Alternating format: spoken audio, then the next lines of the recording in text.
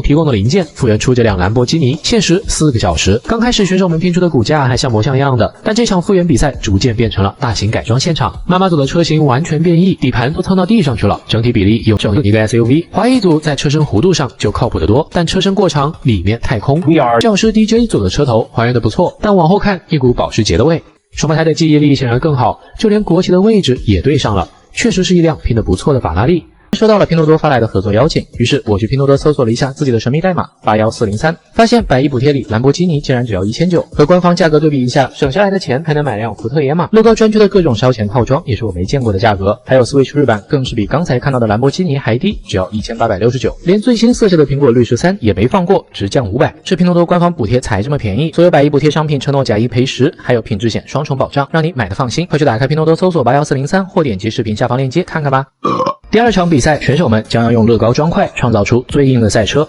当然，除了能在场上坚持到最后一刻，外观好看也可以争夺冠军。双胞胎组设计出了一辆凶残的拖车，身上有能甩向对手的巨石。这大石头真的能在实战中起到正面作用吗？阿姨组的是肌肉拖拉机，平时它只是一辆在农场里忙碌的拖拉机，但到了周末就会变成战斗形态。这个前后铲子的设计很有东西，在对撞中优势很大。教师 DJ 组的车叫赤色恶魔，拥有恶魔犄角和喷火引擎，不过看起来有点脆，坐着小骷髅。兄妹组的是一辆公牛车，前后的挡板看起来非常脆弱。妈妈组也是想用美观取胜。夫妻组做的是游戏里的改装车，车型走的是可爱路线，尾部还有 TNT 炸药。Painting very well. Mark and Steven, you're out. Lauren, Brian, Maria Phillip. 下一期对抗时速100公里的风速。今天的挑战必须在这一块砖上完成，限时10小时，姿势不限，主题不限，用砖量不限，甚至 And for those of you that can build big, extra points. 请记住评委的这句话，双胞胎创造的是一座悬浮的岛屿群，顶部是风车农场，定格动画的出现大概率代表是冠军候选人。一群类似蝗虫一样的害虫蜂拥而至，袭击了农场，农夫用水赶走了虫子。但他不知道的是，自己的脚下还藏着一个大虫窝。双胞胎组紧接着这一小块带孔砖，就创造出了这一连串的故事。Awesome job, Caleb and Jacob. Thank you so much. 乍一看，我还以为黑人组接了谷歌的广告。他们的计划是做一个热气球，但很显然，青铜级的技术水平让他们低估了操作难度。基本头顶一个大写的 V 字，年轻的妈妈组做的是一个花盆，上面的绿叶垂下来，盆栽里面藏着的是小精灵，艺术感可能是他们这次唯一的长板了。夫妻组做的是一个背着灯塔的大海龟，在海洋里帮助需要回岸的旅行者找到方向。下面部分夫妻俩解释是珊瑚，只不过集在一起像是乌龟撞裂了一样。开头评委说大模型加分，可能只有华裔组听进去了。华裔组模型体积严重超标，长达1.7米，别的选手一提到自己压力大，镜头就会切给他们。兄弟俩做的是捕食巨型鱿鱼的抹香鲸，两个海洋中占地面积特大的动物。就挂在这么大点的零件上，本身已经是实力的证明了。We haven't seen a build this big for a $10 build. It's amazing to see how big it is, but also how stable it is. 教师 DJ 组准备在这块悬空小零件上做杰克与魔豆的故事。他们把原版杰克抢劫的故事改编成了杰克和巨人走向共同富裕的故事。上面的巨人穿着程序员衬衫，守着自己的一只鹅、一个竖琴和一箱金币。杰克爬上斗金后，向巨人讲述了底层劳动人民的苦难。于是巨人把财富分给了脚下的土地。兄妹组的每个作品都很童话，这一次也是适合挂在婴儿床上的风格。他们的模型叫天空画师的宫殿，两位画师住在云彩上，他们用笔触带来了日出和日落，幼稚的同时又有些好看。中间妈妈组做的是一座悬浮的气球树屋，单独看起来还不错，气球将大树连根拔起，就是一个树屋版的飞屋环游记。但画面的色彩核心，气球小的像根棒棒糖，和其他组相比，整体规模也输了一截。白人兄弟也荣获了定格动画，他们创造的是矮人森林。很久以前，矮人和蝴蝶从争执不休到达成合作，蝴蝶成了矮人的坐骑，齐心协力保护共同的家园。远看色彩，近看故事。 That's where it's really special. Great job, guys. 最后华裔组因为故事性不敌白人兄弟，再次陪跑。白人兄弟拿到了新一轮的小金砖，连续划水的黑人组靠运气撑到了第5级。可惜这一次没人兜底，惨遭淘汰。前几期我们看过了各种配合乐高爆炸的特效，除了这个粘液特效，这微妙的恶心感让我再次想起了小时候炸粪坑的感觉。金发组和夫妻组同时抽到了黏糊糊的特效，连英雄都是一样的太空人。这两组还都选择了搭太空触手怪，这不巧了吗？这不是？就没有什么区别吗？对不起，没有。其实区别还是有的。夫妻组的这个偏向现代银河系太空，非常科技感的太空火箭冲向了粉色的触手怪。金发组的则是复古太空系，他们为怪兽选择了绿色的皮肤，对比背景昏暗的配色，看上去更奇异，更有星际感。All right, 3, 2, 1. 粉色的触手怪在爆炸瞬间露出了绿色的内脏，粘液飞溅宣告了怪兽的终结。I can't wait to see it. 接着又引爆了原谅兽。哇，右边的粘液就像一张毯子，这画面令人有种诡异的舒适感。乐高大师爆炸片的最后，闺蜜组凭借着100万分之一的概率打出了天降鲨鱼的剧情，拿到了冠军和下一期淘汰赛的保送权。水晶球，一个能让女朋友落泪的神秘物品，相信大聪明们已经想到这次的比赛就是用乐高打出水晶球里的世界，当然还得配上雪花特效。12月的时候，南半球处于夏天，这时就能在澳洲看到只穿裤衩的圣诞老人。短发小哥组准备将这个澳洲特有的圣诞场景滑稽化，来一个驯鹿在沙滩上给圣诞老人调鸡尾酒的画面。除了圣诞老人和驯鹿以外，其他的一切都很合理。沙滩椅、冲浪板、偷啤酒的小螃蟹，这颜色应该摆桌上啊。短发小哥把提到沙滩能想到的东西都搭了进去，基本没有遗漏要素了。圣诞老人坐在沙滩椅上，比了一个666，仔细看才发现驯鹿鼻子是用人仔头盔做的，要是下场雪就更有意思了。It's snow time. 海岸沙滩遮阳伞、吧台调酒冲浪板，整个故事的俗套中又带着滑稽可爱。That's awesome.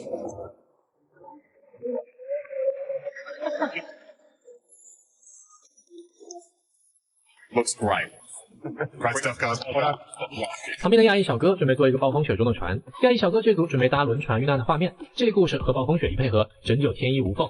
迷途的船被困在了冰山里，想要打捞鱼上来吃，却让路过的北极熊抢了。祸不单行的还有即将到来的暴风雪。这一艘看似普通的船，下雪的瞬间终于惊艳了起来。Wow. 极端天气让船上的情况更加严峻，暴风雪的到来完美解释了船员的逃离。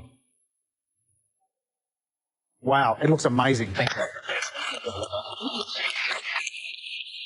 雪中湖简直是我目前为止看到的动物系巅峰，10小时装到乐高水晶球这期里，工作非常炫酷的胡子哥终于撸起袖子秀起了操作。他们准备做一只顶着暴风雪的小狐狸，兄弟俩分工搭头和身子，从胡子的浓密程度就能看出这个老哥更强些。他负责狐狸头部，做最重要的神态部分。乐高中动物和人类模型是最难搭的，大家对熟悉的东西更加敏感，难以容错。搭完头和身子，将两部分合在一起，胡子哥的零件运用起步大师水平。这眼神真的是有灵魂注入了。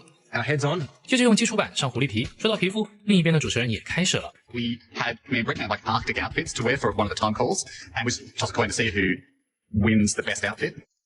Who won the coin toss? That's the last thing a dog wants to see. He was designed to keep an eye on dog has to wait. I mean, what do you say to a fully grown man in a dog suit?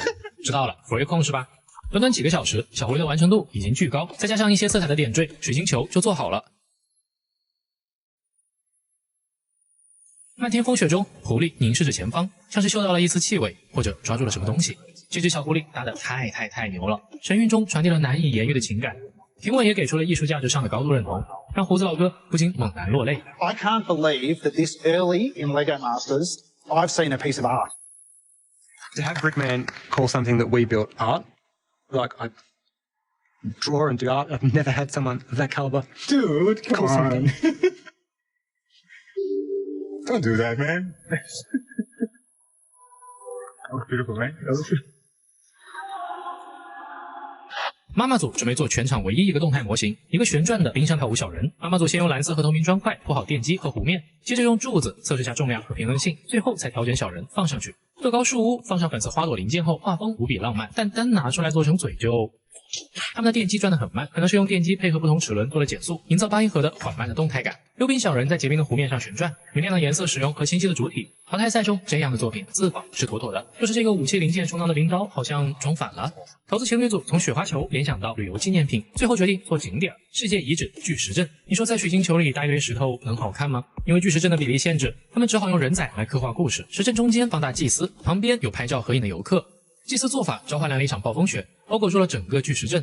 雪花特效让作品提升了一个 level， 但人仔也被雪淹没了，雪刮完啥也看不见了。这对情侣组估计有点悬。 The way it's looking right now, the stakes are as high as they can be.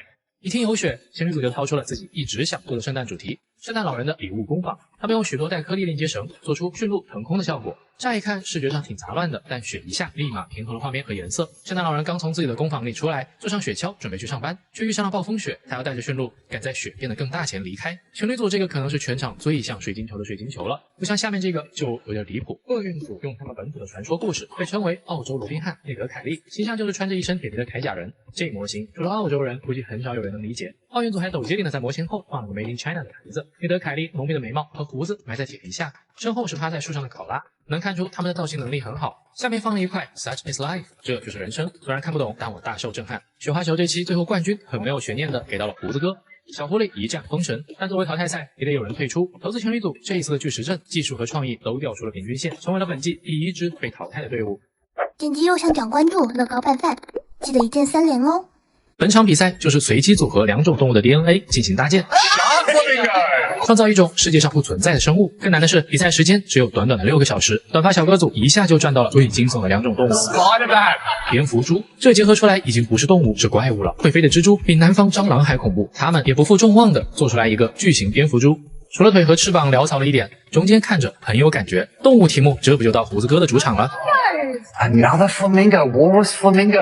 火烈鸟和海象，火烈象，这连想象都困难的物种要咋搭出来啊？ Take the walrus's fat laziness into the flamingo's tall, elegant skinniness. What are you looking at me when you say fat laziness? 把海象的牙放在火烈鸟的嘴上，胖胖的海象身体和瘦小的火烈鸟腿，但一条腿要怎么撑得住海象的重量？ Yes. Looks so good. 同样是腿，比起其他组，胡子哥的鸟腿处理就优雅逼真的多，还长着一只海象蹼，头的兼容也是说不出的完美，鸟的膝盖向后弯的细节也到位。长发小哥组争到的是孔雀和鲨鱼，孔雀鲨，他们要保留孔雀的羽毛和鲨鱼的身子作为要素。6个小时，别的组搭完都费劲，他们竟然还想加动力组，实力降维打击了啊！小哥用了5种颜色的砖块拼成渐变羽毛，然后用带颗粒链接绳做好链接，拼完容易，按上难。在看着非常危险的画面里，卷毛小哥单枪匹马固定住了羽毛。Come on. Just go. Whoa, I'm sick, man. Whoa! 孔雀鲨摆动着脑袋在觅食，因为孔雀头小，所以他们机智的选择了锤头鲨，抵消了鲨鱼头太大的违和感。妈妈组赚到了伞蜥蜴和鲨鱼，把伞蜥蜴的伞嫁接到了鲨鱼脖子上，构思图看着还挺可爱的，但动起手来就不是那么回事了。I'm looking around the room and I'm looking at our build. Our build is hideous. Absolutely no I'm going to say hideous. 看着仅剩的时间和无力回天的模型，虽然不是淘汰赛，但在自己热爱的事情上摔跟头，妈妈组还是绝望的想哭。 Feeling Brickman's eyes on it, I just felt like Barrett. and now we're going to have to talk about it with Brickman, and I just want to leave the room. 打不好真的是公开处刑啊！节目组也是硬着头皮放了特写，鲨鱼的舌头是把吉他，至于其他的我也编不出来了。其实这个作品说明了乐高 MOC 的难度，将构思变成模型听着简单，选手们好像也随手拈来一样，但真的自己上大概率会是这样。情侣组赚到了猪和火烈鸟，猪烈鸟，猪头鸟身，因为长短腿，所以猪烈鸟只能靠鸟腿着地。实话说，完成度不怎么高，勉强中还是有一丝可爱的。厄运组拿到的是火烈鸟和鲨鱼，俩八竿子打不着的物种，就赐名火烈鲨吧。 It's so too big for the amount of It's time we have. ridiculous to think that we're going to finish. 鲨鱼的形态，但眼睛、鱼鳍和色彩一眼就看出火烈鸟的基因。这2根腿杆子实在不好看。短短6小时里做大尺寸，也就等于细节缺乏。亚裔情侣组抽到了蝎子和大象，这一题难度也够大了。他们计划做一个有很多条腿和蝎尾的大象，但像这样关节巨多的，需要连接的地方也多，所以模型会不停的垮掉。最后没想到立住的蝎象真的很像，不过看底部连接处就知道还是没拼合，和前面那条龙一样的魔法固定，一碰就散架。回看上一期，这次的动物主题又是一场碾压局，最后胡子哥以火烈象赢得了下场比赛的特权。点击右上角关注乐高拌饭，记得一键3连哦。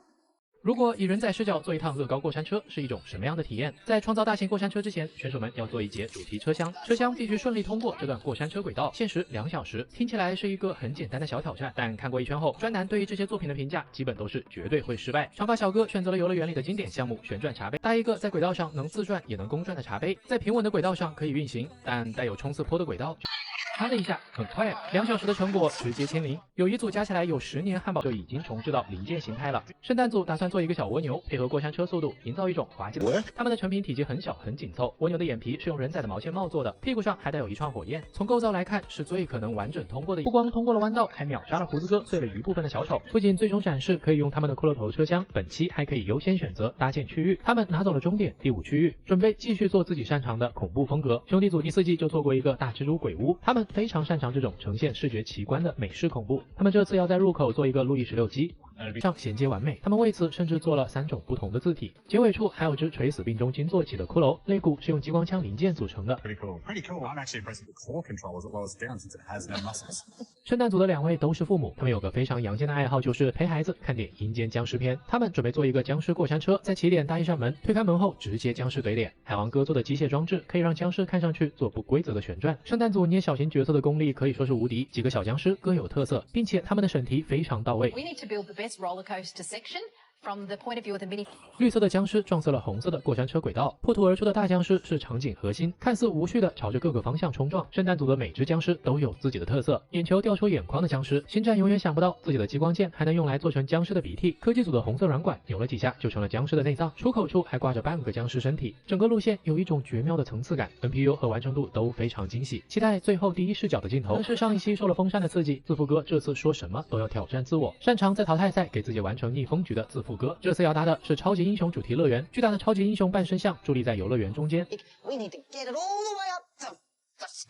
本来以为自负哥拿出这个计划后，队友 Trent 已经在物色哪天回家的车票便宜了。虽然这个想法比柯南的原创剧情还离谱，但 Kyle 确实是乐高艺术家，他有技术，只是不适合比赛。I will never regret big ambition and giving something that seems impossible a shot. 不下这么大的模型，到时候第一视角可能只能看到各种大色块。此时比赛只剩下30分钟，他们紧急修改过山车路线，把轨道做成盘旋上升的，试图让过山车下落前看到超人。虽然人力过山车主角们乘坐过山车穿越丛林，躲避陷阱，拿到宝藏，最后遭遇大蛇。故事清晰，机关精巧，但 Brickman 突发式机械有延迟，因此每个小丑都放错了位置，所以摄像机很可能捕捉不到。人力过山车预演阶段，他们才发现机关都被镜头完美错过了。但他们的机械设计比较复杂，调整和修改非常的麻烦。3个小丑分别设置在了经常撞车的朋友都知道，车越大事故越壮观，车越花现场越绚烂。今天的乐高比赛，选手们不能从零件库零元购了，要靠车祸来获得可用的砖块。摆在面前的是10辆来自乐高赛车游戏 2K Drive 的实体化战车，5辆陆用，5辆水用。每组选手要选择水陆各1辆进行撞击，并用撞下的积木碎片组装1辆赛车进行拉力赛。获胜车辆将会入驻 2K Drive， 成为游戏中永久的正式车辆。这个规则无疑给本来技术就不行的他们又上了一层难度。选手们既要考虑撞击车辆的大小能否提供充足的砖块以及需要的颜色，还得让搭车的战车扛得住崎岖山路的颠簸。机油组想做酷炫点的，选了红蓝老爷车和墓碑船。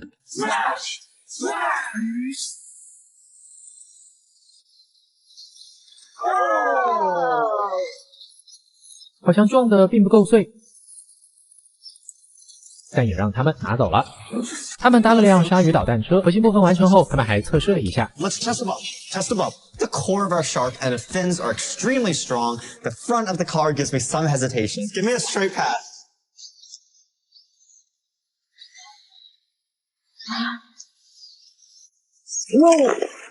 鲨鱼下巴和尾鳍有脱落的风险，最终造型没什么大改动，颜色是几辆车里最有战车味的，还配了火箭筒、涡轮增压。就是突出的下巴和上巴令人担忧，让哥自我安慰。 Then that becomes an obstacle in the road for the shark jaw will take on a life of its own and start to try to gnaw at other people's vehicles.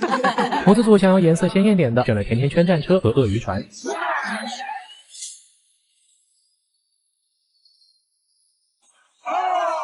甜甜圈的体量不是盖的，直冲终点。他们用这些碎片搭了一辆强壮的太阳能花车，体积很大，看起来不怕被撞的样子。外形上如果能把太阳能板也换成花，应该会更加分。妈妈组选了香蕉车和漂浮船。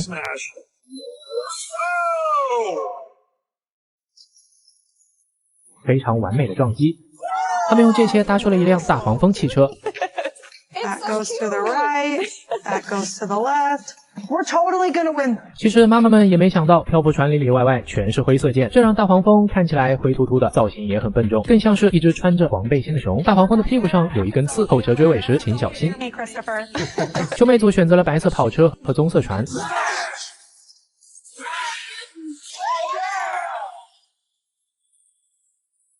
他们的沼泽战车就像名字一样简单直白，没有亮点，看着也很单薄，跟其他的一对比，只有挨撞的份儿。老师组选了三明治潜艇和红色赛车。 You guys are about to lose your lunch with this sub.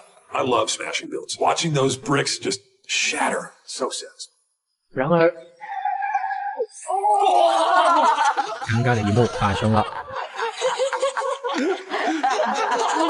So I have to do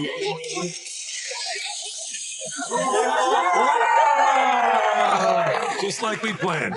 他们的可乐饼战车从造型上看着就很威，重心高，体积大，看着不用别人撞自己就会翻车的样子，造型就像个立体版三明治，视觉分也没拿到。下期。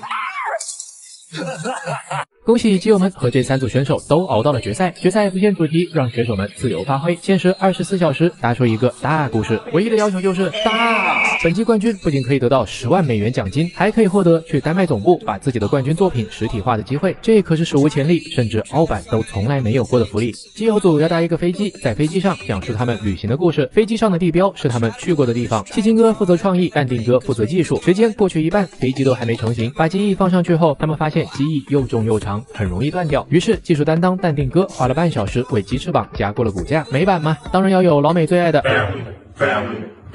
戏精哥虽然戏很多，但他的想象力一直是很出色的。他思维之所以可以这么发散，得益于他来自一个充满乐高的、充满爱的家庭。他的父母总会无条件的支持他做任何事。之前比赛中夺冠的枫叶包包，他也还重新做了一只送给了妈妈。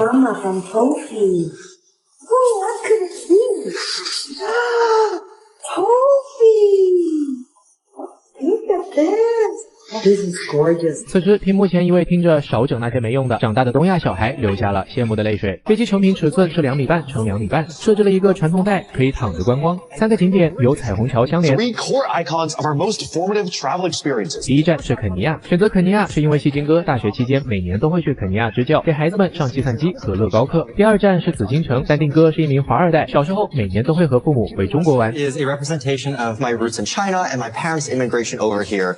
第3站是意大利，这里是戏精哥和淡定哥结缘的地方。几年前，他们一起坐船去了意大利，那是他们第一次一起旅行。2人各一个标志地点，中间有2人共同回忆连接。飞机规模虽然大，但机翼在淡定哥的妙手拯救下非常的结实。传送带上梦乡中的小人也为这个故事增添了一份乐趣。 It takes me to a whole nother place. If ever we heard ambition, that is ambition. Congrats to both of you. Amazing job. Thank you so much. 下期。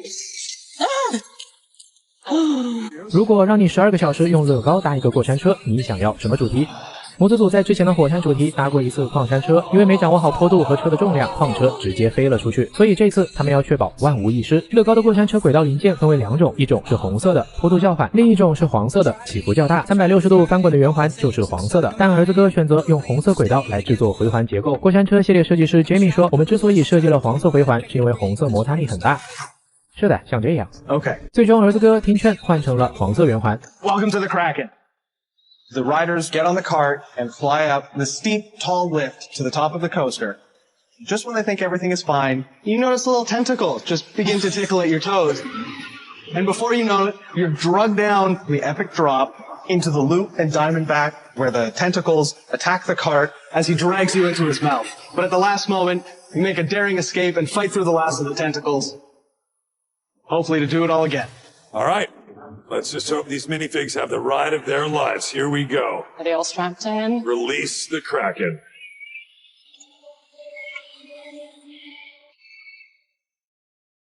All right.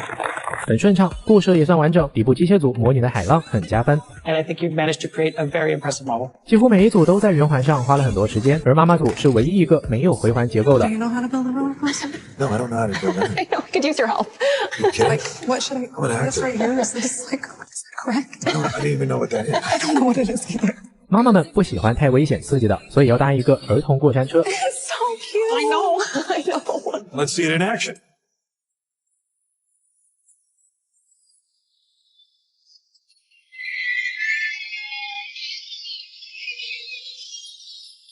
全程没有急速下降，也没有圆环，一圈从头做到尾，岁月静好，刺激指数2颗星。唯一刺激的可能是拐角处的蜘蛛，因为分给轨道部分的时间相对少，所以有更多时间搭周围的布景。旋转的花朵为整体添了不少色彩，在车上可以看见蝴蝶、瓢虫，是一款观光型过山车。但是很遗憾，比赛规则里要求的就是刺激，这也是他们和其他组最大的区别所在。必须淘汰掉一组的话，只能是他们了。其他3组进入决赛，70万奖金会滑落谁家呢？ $1,000. You made it to the finale.